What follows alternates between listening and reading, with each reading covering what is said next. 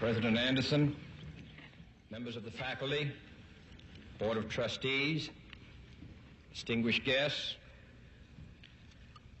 my old colleague, Senator Bob Byrd, who has earned his degree through many years of attending Knight Law School, while I am earning mine in the next 30 minutes, distinguished guests, ladies and gentlemen.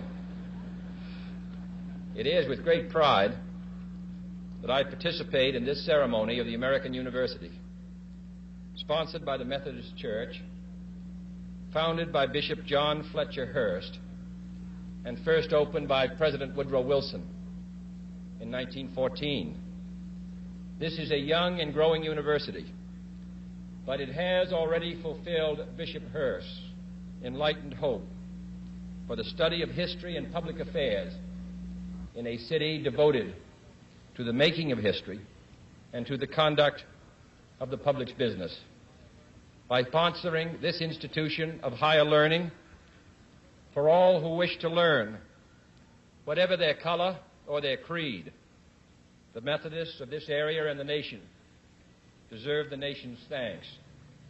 And I commend all those who are today graduating. Professor Woodrow Wilson once said that every man sent out from a university should be a man of his nation as well as a man of his time.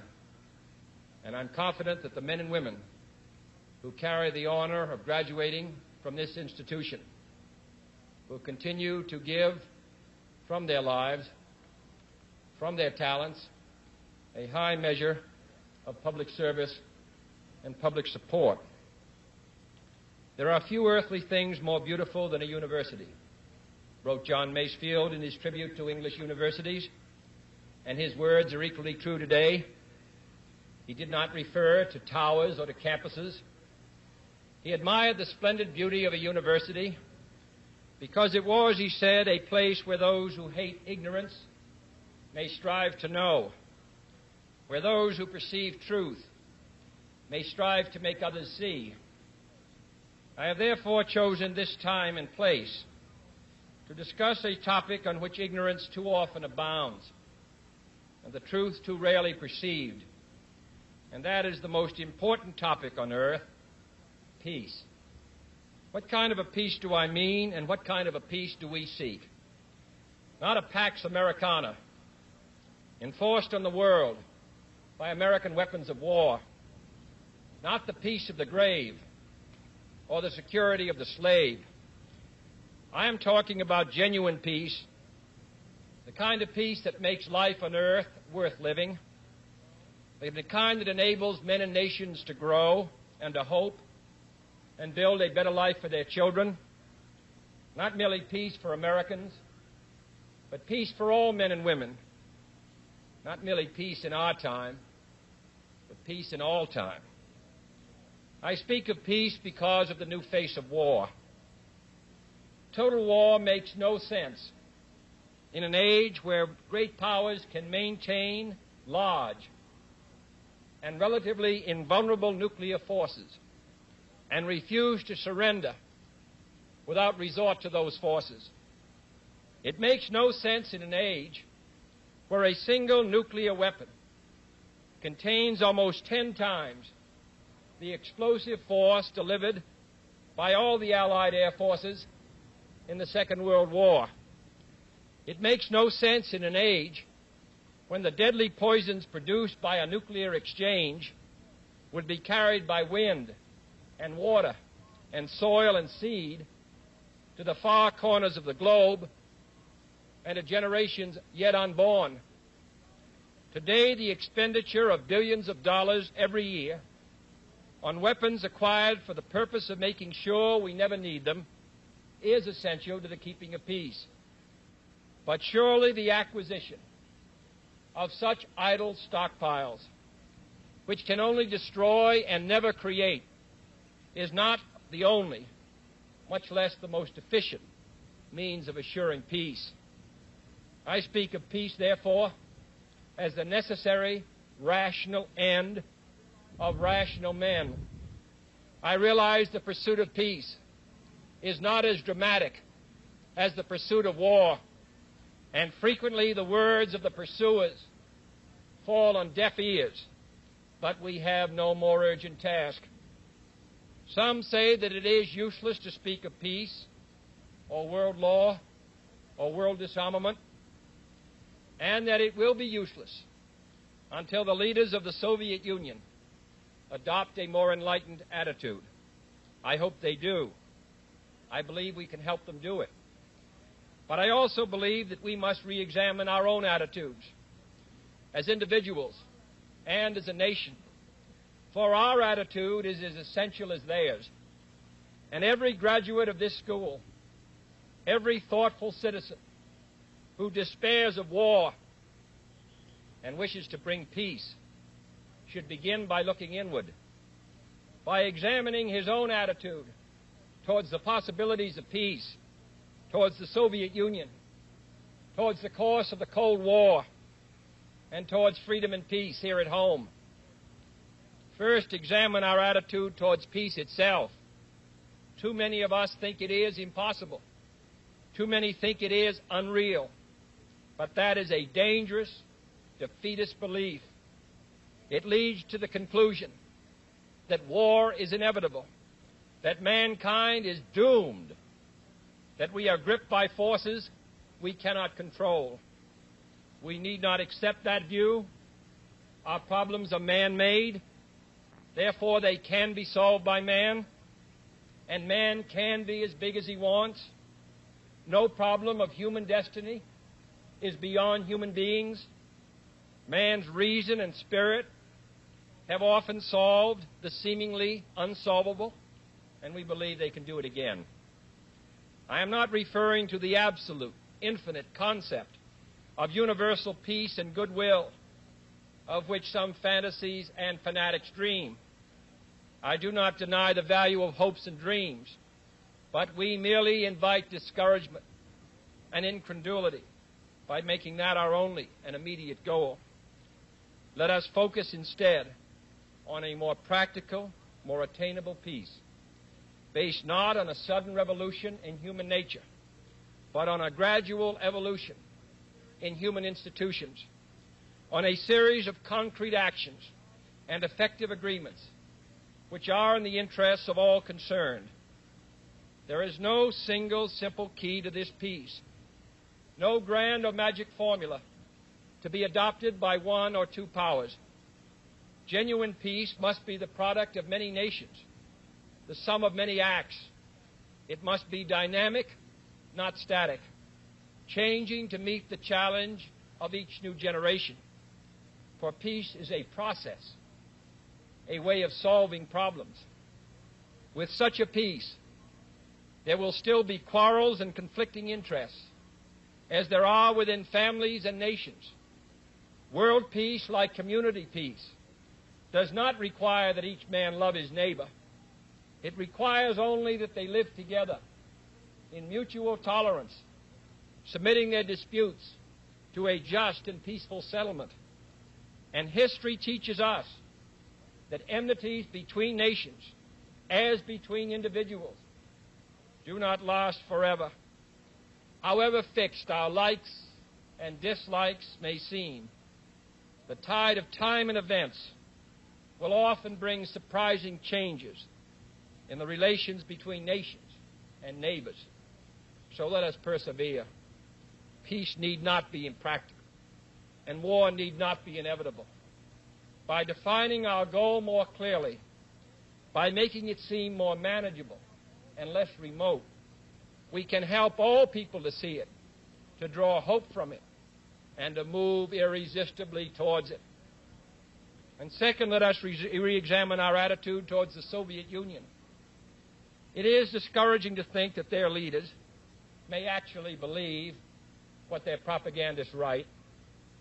It is discouraging to read a recent authoritative Soviet text on military strategy and find on page after page wholly baseless and incredible claims, such as the allegation that American imperialist circles are preparing to unleash different types of war, that there is a very real threat of a preventative war being unleashed by American imperialists against the Soviet Union, and that the political aims, and I quote, of the American imperialists are to enslave economically and politically the European and other capitalist countries and to achieve world domination by means of aggressive war, unquote.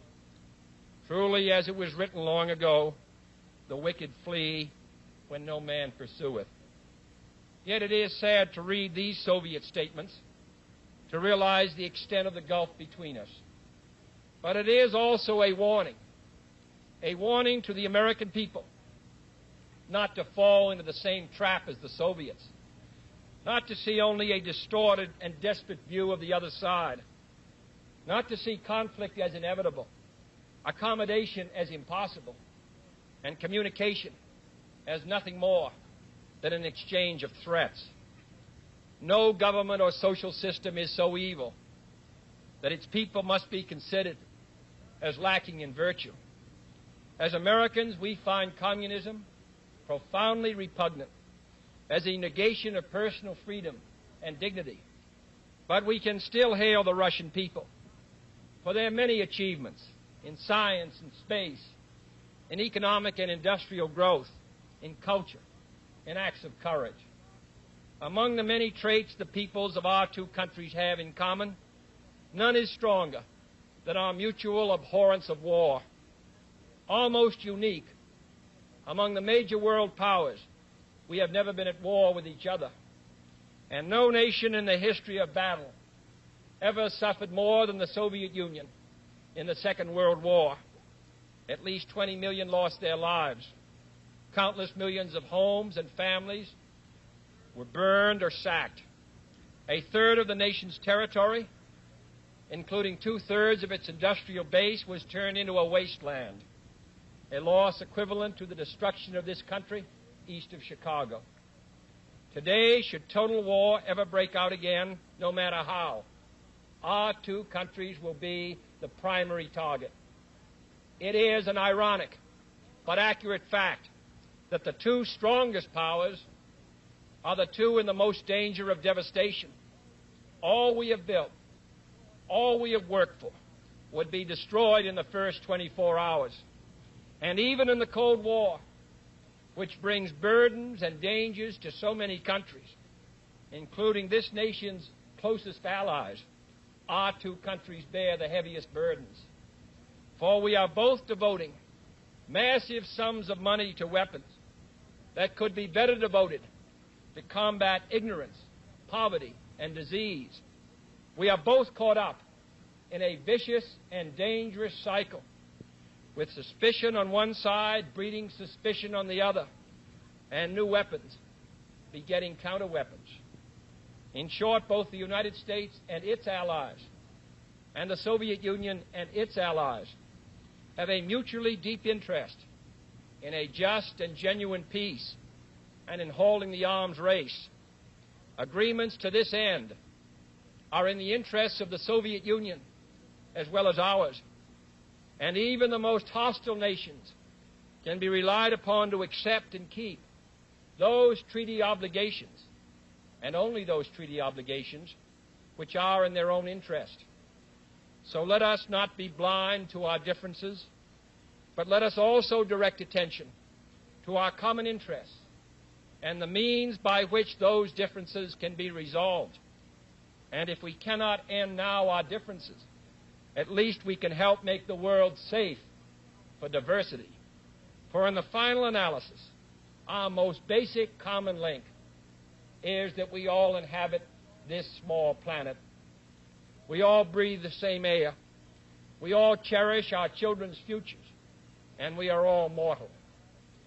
Third, let us re-examine our attitude towards the Cold War, remembering we're not engaged in a debate, seeking to pile up debating points. We are not here distributing blame or pointing the finger of judgment. We must deal with the world as it is, and not as it might have been had the history of the last 18 years been different.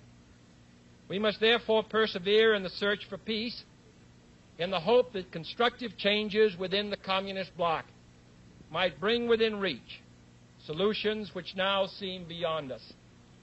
We must conduct our affairs in such a way that it becomes in the communist interest to agree on a genuine peace. And above all, while defending our own vital interests, nuclear powers must avert those confrontations which bring an adversary to a choice of either a humiliating retreat or a nuclear war. To adopt that kind of course in the nuclear age would be evidence only of the bankruptcy of our policy or of a collective death wish for the world. To secure these ends, America's weapons are non-provocative, carefully controlled, designed to deter, and capable of selective use. Our military forces are committed to peace and disciplined in self-restraint. Our diplomats are instructed to avoid unnecessary irritants and purely rhetorical hostility, for we can seek a relaxation of tensions without relaxing our guard. And for our part, we do not need to use threats to prove we are resolute. We do not need to jam foreign broadcasts out of fear our faith will be eroded. We are unwilling to impose our system on any unwilling people, but we are willing and able to engage in peaceful competition with any people on earth. Meanwhile, we seek to strengthen the United Nations, to help solve its financial problems, to make it a more effective instrument for peace, to develop it into a genuine world security system, a system capable of resolving disputes on the basis of law, of ensuring the security of the large and the small, and of creating conditions under which arms can finally be abolished. At the same time, we seek to keep peace inside the non-communist world, where many nations, all of them our friends, are divided over issues which weaken Western unity, which invite communist intervention, or which threaten to erupt into war. Our efforts in West New Guinea, in the Congo, in the Middle East, and the Indian subcontinent have been persistent and patient, despite criticism from both sides. We have also tried to set an example for others by seeking to adjust small but significant differences with our own closest neighbors in Mexico and Canada. Speaking of other nations, I wish to make one point clear. We are bound to many nations by alliances. These alliances exist because our concern and theirs substantially overlap. Our commitment to defend Western Europe and West Berlin, for example, stands undiminished because of the identity of our vital interests. The United States will make no deal with the Soviet Union at the expense of other nations and other peoples, not merely because they are our partners, but also because their interests and ours converge. Our interests converge, however, not only in defending the frontiers of freedom, but in pursuing the paths of peace. It is our hope and the purpose of Allied policy to convince the Soviet Union that she, too, should let each nation choose its own future, so long as that choice does not interfere with the choices of others. The communist drive to impose their political and economic system on others is the primary cause of world tension today. For there can be no doubt that if all nations could refrain from interfering in the self-determination of others, the peace would be much more assured. This will require a new effort to achieve world law, a new context for world discussions. It will require increased understanding between the Soviets and ourselves. And increased understanding will require increased contact and communication. One step in this direction is the proposed arrangement for a direct line between Moscow and Washington to avoid on each side the dangerous delays, misunderstandings, and misreadings of others' actions which might occur at a time of crisis. We have also been talking in Geneva about our first step measures of arms controls, designed to limit the intensity of the arms race and reduce the risk of accidental war.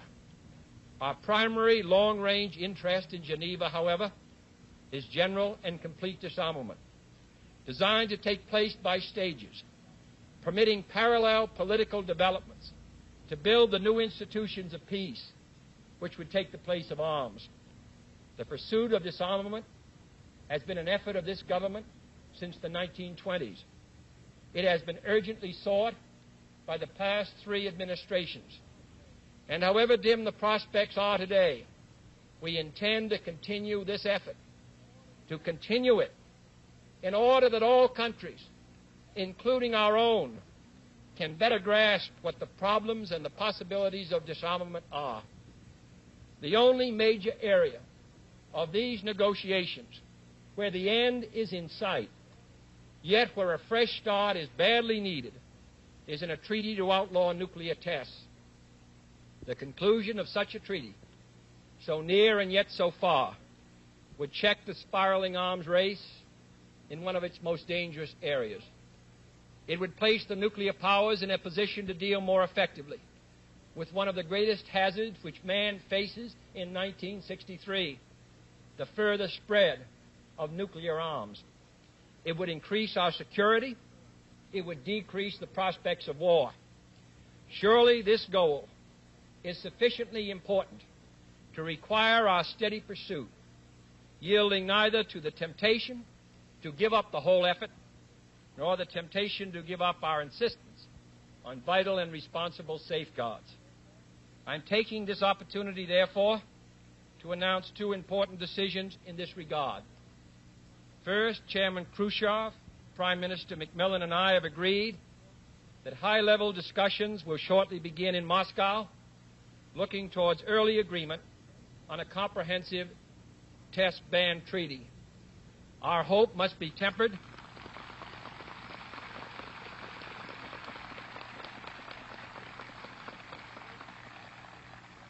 Our hopes must be tempered with the caution of history, but with our hopes go the hopes of all mankind. Second, to make clear our good faith and solemn convictions on this matter, I now declare that the United States does not propose to conduct nuclear tests in the atmosphere so long as other states do not do so. We will not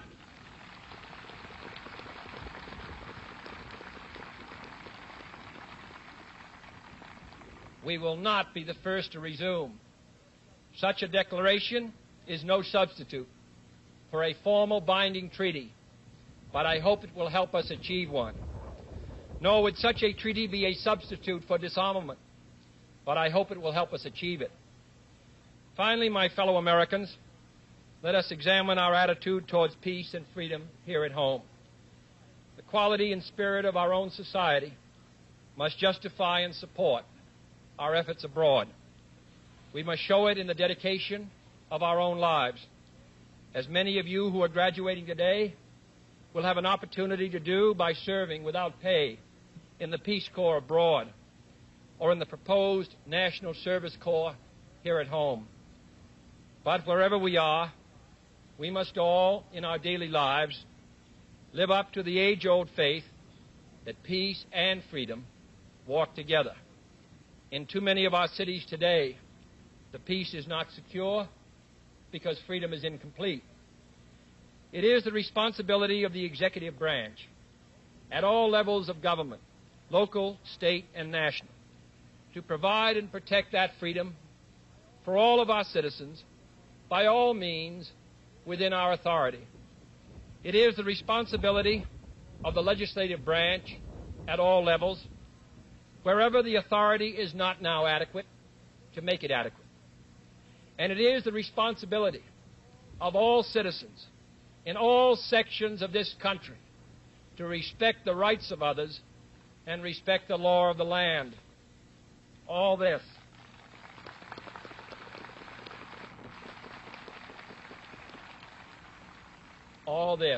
is not unrelated to world peace. When a man's way please the Lord, the Scriptures tell us, he maketh even his enemies to be at peace with him. And is not peace, in the last analysis, basically a matter of human rights? The right to live out our lives without fear of devastation, the right to breathe air as nature provided it, the right of future generations to a healthy existence. While we proceed to safeguard our national interests, let us also safeguard human interests. And the elimination of war and arms is clearly in the interests of both. No treaty, however much it may be to the advantage of all, however tightly it may be worded, can provide absolute security against the risks of deception and evasion. But it can, if it is sufficiently effective in its enforcement, and it is sufficiently in the interest of its signers, offer far more security and far fewer risks than an unabated, uncontrolled, unpredictable arms race. The United States, as the world knows, will never start a war. We do not want a war. We do not now expect a war. This generation of Americans has already had enough, more than enough, of war and hate and oppression.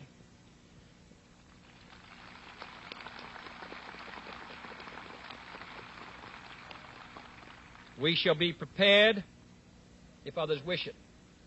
We shall be alert to try to stop it. But we shall also do our part to build a world of peace where the weak are safe and the strong are just. We are not helpless before that task or hopeless of its success. Confident and unafraid, we must labor on, not towards a strategy of annihilation, but towards a strategy of peace.